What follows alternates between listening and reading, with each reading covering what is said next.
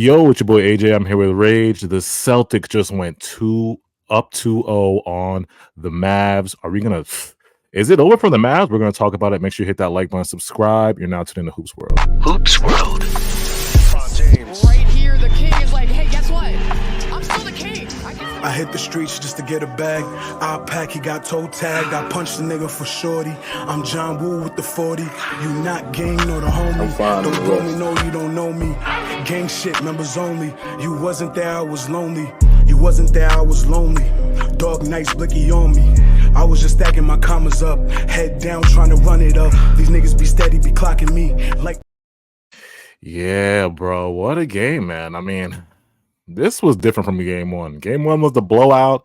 Game two was kind of like the grinded out game. Now this Mavs, man. So this first quarter, we saw the Boston. This was probably one of the worst shooting games from Boston we've seen. Boston 1 for 9 from three. Luka was 5. Luka started off amazing in his first half. Let's talk about Luka. Luka was just incredible. Boston was struggling early. I remember I texted you early, bro, about the first quarter, and I'm like, in the second quarter, I'm like, what is going on with Boston? Like, they weren't shooting well, but they were literally down. They were down 3 after the first, and they were up in the second quarter. So what was the Celtics like? What was the key for the Celtics to stay in this game early on, even with the shooting struggles? You know, Jason Tatum was horrible. Jaylen Brown was just and then it was just what was going on, bro. So, to start off the game, it was Yeah. clear that obviously Luka Doncic was the guy that they were kind of they were letting Luka cook. They were really trying to take off the corner threes, and essentially the lobs and stuff. They were taking away everything else from what the other role players were doing. Kyrie was also kind of Kyrie was another starter that was in the beginning who was also 4 kind for of cooking, 5. but with Luka, they were just kind of letting him do it, but they were able to stay in the game because they were able to completely take away everybody else. Yeah. They were able to completely take away from everybody else. They made all of their free throws. Dallas went 4 for 9 from the free throw line in the beginning, so they lost out on 5 points, which is obviously that's like a 30, taking a 3 and a 2 there. Mm-hmm. And then there was what's up? Yeah, I was gonna say, with Luka, like when I noticed on these one-on-one drives, like the team, they were letting Luka go one-on-one, and Luka's so good one-on-one. So like, I remember when I was texting you, it was like, is this strategy that Boston, because they did this in game one, this strategy of letting Luka go one-on-one with his defender, beating his guy one-on-one, but when he drives, it's like there's a help guy that's not letting the guy shoot in the corner. And then they weren't, because Boston throughout the whole season, they're not really a blitz team. Like, they don't blitz. I think they were the last in blitz because they don't blitz off that pick and roll. So they refused to let these corner threes and the alley oops go. So it's like that strategy kind of did work for them because they're a 3-point shooting team. They live and die by the 3. But today they died by the 3. But this strategy was working for them. You know what I'm saying? Yeah, it's just that the Celtics being able to have just everyone we even talked about this earlier, is that the thing is looking at everything in hindsight, this team is so ridiculous. Shout out to Brad Stevens for what he's been able to accomplish, because all of these players should be making a lot to good money. Everyone that's really making an impact for them, every single player on the Yeah. Celtics is contributing. The thing is with the Mavericks is that it's just the Celtics just outmatch them. It's like Jason Yeah. Tatum can play bad and it won't even matter. Yeah. It won't even matter, and it's not even obviously Jason Tatum does things outside of just scoring. Obviously, he helps try and facilitate a little bit, but that doesn't take away from the fact that he was horrible offensively. Oh yeah, And he was a point where he the was. team was able to just take that away. Jrue Holiday was amazing tonight. We'll talk about Yeah. more of that later, because he Yeah. obviously made some big plays later in this game. But just everyone being able to contribute was insanely key for them, and the Mavericks did not have that. They did not have what the Celtics have at all. Yeah. Quick piggyback, like those first and second quarter, free throw disparity was helping the Celtics. They got to the line a lot. That was huge for them going down this whole game. Luka Doncic has scored 57% of the Mavericks' total points in that first half. Assists in the first half. This is the thing too, because the Mavericks are really a good assist team, but they only had 8 at the half, and Jason Tatum actually had 8 at the half. So Jason Tatum had the same amount of assists as the whole Mavericks team. The Mavericks shot from three, 30% from three. And the Boston was shooting 20% from three at halftime. Free throws, again, we talked about it. 5 for 11 for the Mavs and 13 for 13 from Boston. This was key for them because them making free throws was keeping them in the game, keeping them ahead of the Mavs. Like, they were letting Luka cook, but when they got to the line, their role players are getting to the line, they were not missing free throws. They made sure those free throws counted. But we get into that third quarter, and again, it's still a back and forth game. Kyrie is basically struggling to get hot. He's struggling to get cooking. We've seen the Luka show in the third quarter again. Then the Boston. What do you think this third quarter run happened? Because Boston really started putting the pressure on Luka, and they started just basically. You could see the momentum swinging late in that third quarter. You know, Peyton Pritchard had that fucking huge, that huge half. I don't know how he made that shot. That half court shot at the buzzer. What do you think was key for that Celtics third quarter run? So Luka started, obviously Luka in the second half, he was, he absolutely carried that first half. Like I got to give it to him, and like the Mm, game was honestly pretty close the entire time. But with Luka just kind of got tired, and then the Celtics were able to they weren't shooting well at all from yeah, three at all. yeah. But the thing is that they were able to just continue like Get to the rim. everybody. Yeah, Jrue Holiday is getting to the rim. Jason Tatum, hey, he wasn't hitting his shots, but every single time he made something, it was an and one. yeah, Jaylen Brown getting to the rim, yeah, just getting to the rim, and then they were able to and then you're able to hit 1 3, and then that helps them. Able to yeah. hit one And three, and that then was yeah, Luka Doncic, if you're when they're pressuring him too, he's throwing turnovers. yeah. They're That was a gonna great throw, thing and from him. they're throwing turnovers too, and that really messes them up. The Celtics only needed one run really to take this game. Yeah. That third quarter run was huge. And like you said, the Celtics do a great job. They're just so good defensively. And I think the key for them this series, which I've seen they made an adjustment throughout this whole playoff run. It's like when they shot threes and they were, like, say they had a cold game, because they usually live or die by the three. And when they have a cold game from three, usually in the East, like the playoff run, they didn't know what to do. They would freeze up. Nobody would go to the rim. They would settle. But this game, it's like Jason Tatum and Jaylen Brown kind of put their heads down and they created rim pressure to open up great shots for these role players. Even though they were missing, it's still eventually you knew, like, okay, if they're gonna get wide open shots, eventually it's gonna go down. Derrick White, Jrue tonight, these other guys, they're eventually gonna go down. But they made a mission in that third to lock in defensively on Luka. He was struggling with the turnovers and the rim pressure, and then they got the lead up in the third quarter. Now we get to the fourth quarter again. It's like Boston puts the pressure on every time the Mavs make a run. It's like Boston, Derrick White hits a three. Or Jrue gets a key. Jrue tonight in the fourth quarter was great. He had that defensive possession. I think he drove to the paint, had a dime to a corner for, I think it was Derrick White. Derrick White made it inbounding, and then he got Drew's really full court pressuring. I don't know if it was Luka. He got the steal on Luka or somebody Yeah, got the steal. Yeah, he tipped it. He yeah, tipped it, and then got the ball again. yeah. Got the steal, hit the three, Yeah, that and was then like insane. That possession right there, bro, was insane because it's like he literally had like a 5-point swing just by himself, because that yeah, pass to the corner, and it was like that's how good Jrue was tonight. Jrue was my MVP tonight because, like I and said, Jrue is really people kind of slept on. I know when before Jrue got to the Bucks, right? People didn't understand that Jrue was one of the best defenders in the NBA. Like before he got to the, because Milwaukee put him in that limelight. That, oh my God, this guy is good. He's a great defender. He can shoot. But the light wasn't really on Jrue until he got to the Bucks and he won that chip. And then they're like, oh my God, this guy's one of the best defenders in the league. But he has been on this perimeter defense thing. Like, he is a great point of attack defender. He's just stocky, and then you can't really get around him because he's just too big.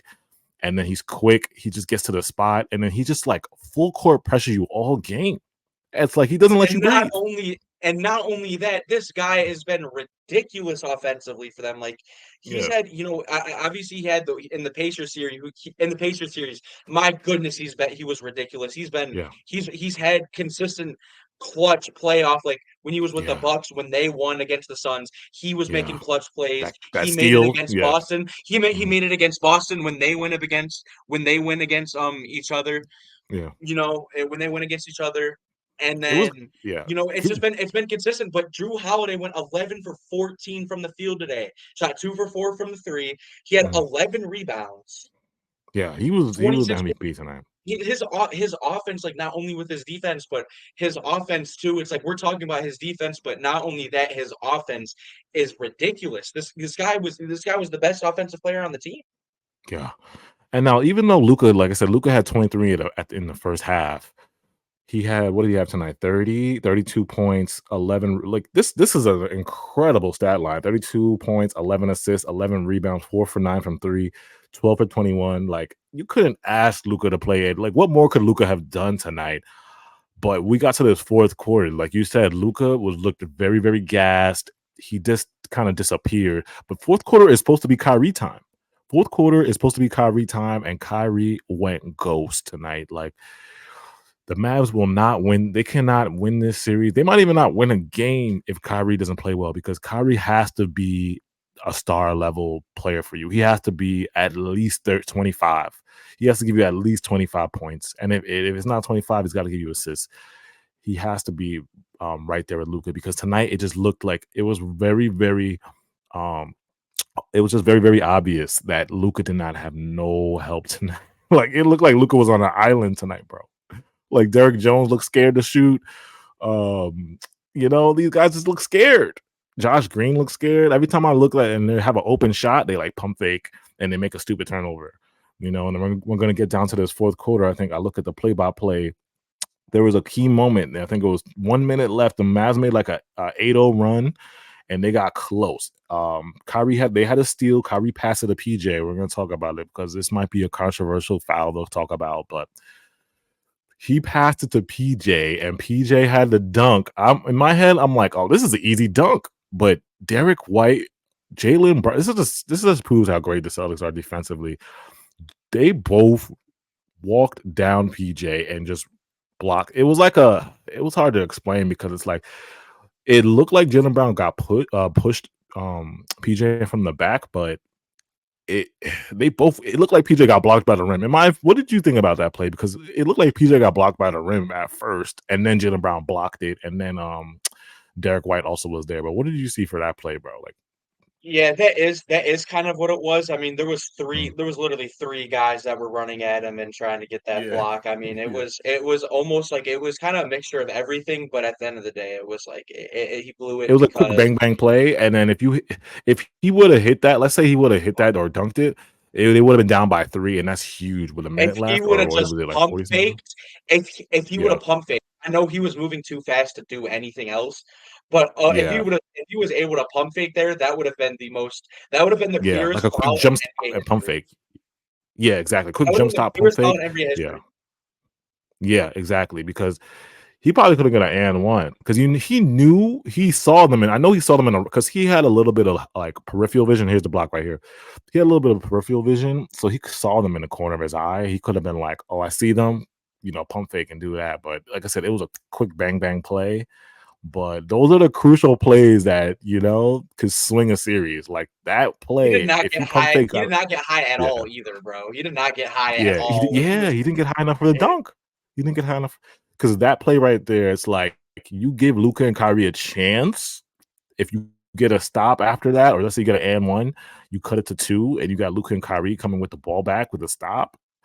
Hey, things could have been different. You know what I'm saying? So, but in hindsight, like It's just it's crazy. you got to go over it. Yeah, Yeah, it's what you say? ridiculous to think that outside of Luka Doncic, the Mavs made 2 combined threes. But the thing, and you got to Yeah, think, we were like the Celtics shot absolutely awful today. But the yeah, thing is that the Mavericks actually shot worse. They shot 23% from 3 tonight. They yeah, shot 6 for yeah. 26. The Mavs or It's like the Celtics shot 25.6%, and they made 10 threes. that's insane to me. That's scary. If you could, because they're a live or die team by the 3. So if they're shooting this bad from 3 and they still win, it's like, damn. But let's talk about before we get out of here. Let's talk about the Mavericks adjustments because I think people are gonna go like, well, the next game they're gonna say. I mean, obviously it's a must win, but people already saying the series is over. Like to me, my first thinking is Kyrie can't be ass. Like we'll start fresh. Like the first adjustment Mavs has to make, Kyrie, you gotta wake up. You got to. I know it's tough. I know the defense is tough, but you have to dig deep. You were able to score 40 and be incredible against one of the greatest teams, that Warriors team. He's got to channel that 2015 Kyrie, because remember when Kyrie did in that 2015? He's gonna channel some of that. You was able to dominate that. I know this is a different team and the Celtics are different defensively, but you got to channel that energy and come out blazing hot. Like you cannot be the reason why you lose game 3. You know what I'm saying? Kyrie has to play. He can't be ass. And then my second adjustment, I think that they just got to do a better job of posting up. I think that, remember I texted you this, bro? They were posting up Tatum a lot, and Gafford was winning those post ups. They were posting up Tatum a lot. So I think post ups are going to be kind of like a forgotten thing, but I think it's going to help because it can get Jason Tatum in foul trouble if you just keep posting him up with Gafford, because the Celtics are going to switch. You know they're going to switch everything. That's what they do. But you post up Jason Tatum a lot. I think that was succeeding in that third quarter. I saw that and I'm like, that's a little interesting thing that was going on there, because they made an adjustment and I'm like, there was a couple of possessions where I'm like, yo, Gafford keeps scoring Jason in the post. Like, I don't think Tatum's that good of a post defender. Am I bugging? Or I don't know. Yeah, no, and the thing is that I'm not like as much as I said, like Jason Tatum, like he's very inconsistent, but if Jason Tatum were to ever like foul out early in the game, that would definitely hurt them a lot. Yeah, I know the Celtics people think they don't need him, but he's still, he still makes good plays. And then talk about what you were telling me about like the rim pressure. You think that the Mavs got to attack more because we saw KP got a little banged up, but do you think the Mavs got to attack more? Like they got to do a better job of matchup hunting now. Yeah, it's just with me, with at least like with Luka, obviously, like he's not gonna run full speed at the rim a bunch of the times because we know what type of player he is, and it makes sense. But he, it's just in terms of like everybody else, Kyrie Irving needs to be constantly involved with Luka Doncic. Like if the ball is not in Luka Doncic's hands, they need to be doing everything in their power to try and get it to the rim, because it just opens up everything. You not only have an opportunity to get a foul, get an and one, or get a bucket at the rim, but you have players everywhere that can shoot on that team. Besides one player, only one player on the Mavs. Every single time, only one player out of that out of the 5 people that are on the court, only one player can't shoot. Every single time, it's only one player.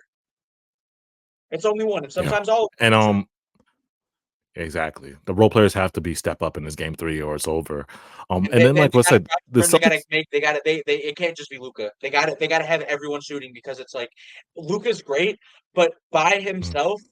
No, he's not gonna just do it. It's not gonna just be him. Like obviously, like there might be a game that he could get one, but Luka can't do this the whole series. He can't do it. He can't do it. They gotta consistently attack the rim, create pressure, and they gotta make their shots. You can't shoot 20. You can't shoot 23% from the 3.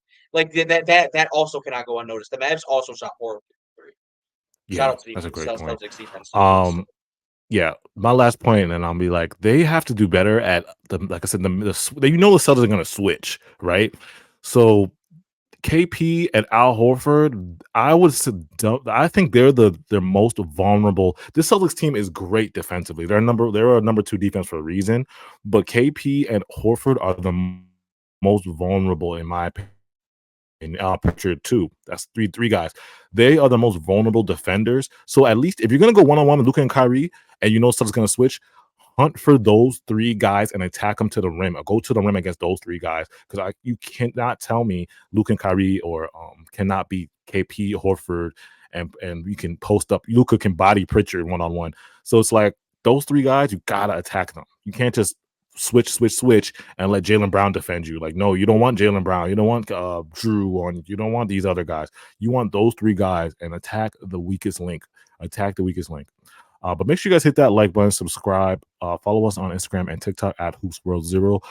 We'll be back. We'll see. Are the Celtics sweeping? Are they gonna sweep? I don't know, man. We'll see if the Mavericks can do this. But again, appreciate you guys so much. It's Hoops World.